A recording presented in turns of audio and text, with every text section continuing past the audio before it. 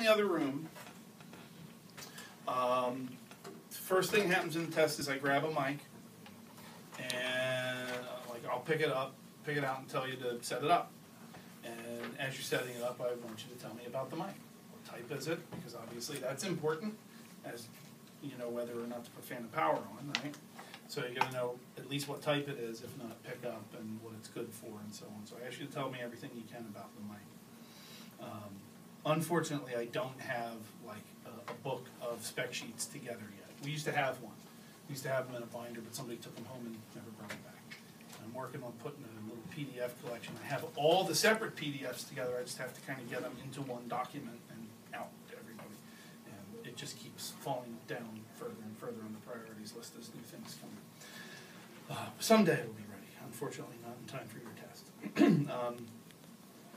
Second thing, obviously setting the mic up, you got to kind of do the stuff I was talking about on Monday real quick.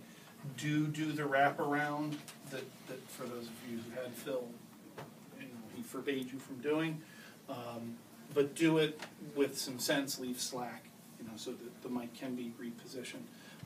And it's really important around here that what you do is you set up the stand, put the clip on the stand or run the cable up, one or the other, and then connect the mic to the cable, then put it in the clip.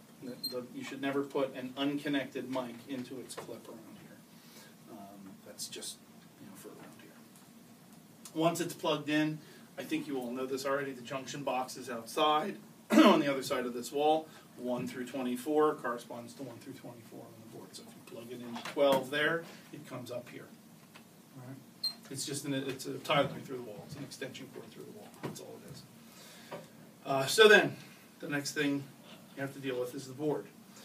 If you're iPadding and you want to take a close-up of the board, then we'll make it easy for you. Channel 16 is properly zeroed. Because the first thing you got to do when you come in is check to make sure that everything is zeroed. And channel 16 is as it should be. So all 24 of your inputs should look like this. Imagine this video will be going on YouTube later. Is that what's going to happen? Sure. For everyone to see. Your mic or line trim at the top of the channel needs to be turned all the way down. The tape trim is left at 12 o'clock.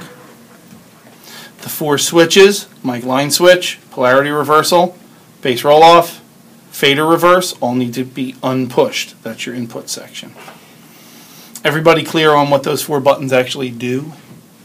What are they? Okay, mic line selector, polarity or phase reversal, bass roll-off, fader reverse.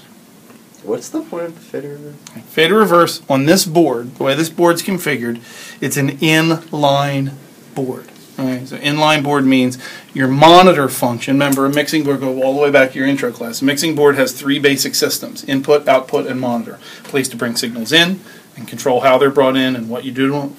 A way to control how signals leave the board and go to other devices. And the third system is a system to control what you hear and how you hear it.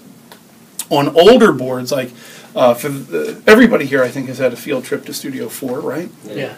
Okay, so all you guys you saw on Phil's old board, the old Neve, that old vintage Neve, there are input channels, there are output channels, and there are monitor channels. And across them, the monitor channels are in the middle. So you've got inputs, you've got monitor, and you've got outputs. Each is a separate section of the board.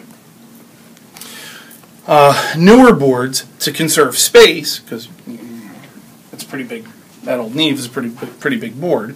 To conserve space, what some manufacturers started doing is incorporating the monitor section in the I/O module.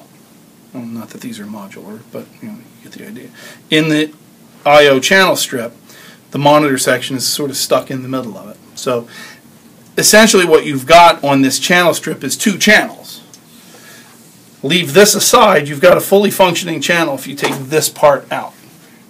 You have input controls, EQ, aux-ins, channel fader, mute solo, and bus assigns. Fully functioning channel. Here you have another channel where the main channel is dual input, mic or line. This is line only. It's line level only.